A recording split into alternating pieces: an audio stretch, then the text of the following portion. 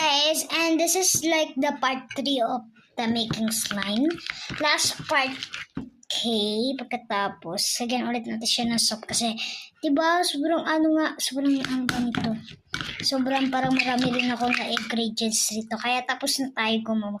Pero i-make muna natin kasi ang dami na rin natin nalagay na water. I-making nga natin. Ang hirap pala kapag gumagawa ng slime, no? Gumagawa rin yung kaibigan ko ng slime, pero ayaw niya daw magpakita kasi ang pangit ko daw. Joke lang. And ito nga yung slime.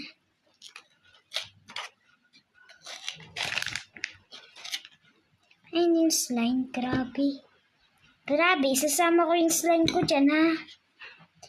Baka gawin mo namang plastic. Joke lang. Sama na natin yung slime natin. Doon. Oh my God. Ang dikit niya. Kasi niya naman maganda pag nadidikit-dikit. Ayan na. Nagiging slime na siya. Hintayin nyo guys. Kasi mamaya magiging slime na to. Lagay ko lang yung mga slime na ginawa ko. Oh my God. Grabe. Tagal pala nito. Pagka maliit na garapon nilagay nyo. Oh my God. Sobrang tagal nito. Baka may stop ko na to, ha? Nakakainis na. Hindi ka ba manahimik, ha? Ayaw maano-angat. At you with the mababukang. And ayan na.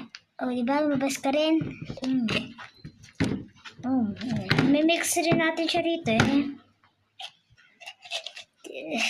Just talaga makasya.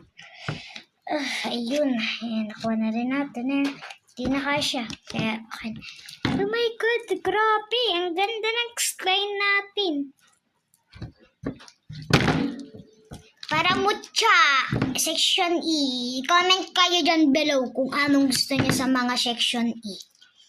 Akin si Jade, si Ella kasi yung paborito kong karakter. And gagalagay ko rin kasi ito sa rep kasi para maano gawin siya line. And ayan na. Pinakita ko yung ingredients sa inyo para makagawa kayo ng slime, ha. Tandaan nyo yan, ha. Pero ilalagay nyo lang sa rep mga 15 minutes lang. Akin kasi umalis ako ng mga 1 hour yun. 1 hour. Ayan na. And that's for all guys. Thank you. Bye. Pag napanood to ng mga bata dyan, gawin nyo na. Agayan nyo lang toothpaste tsaka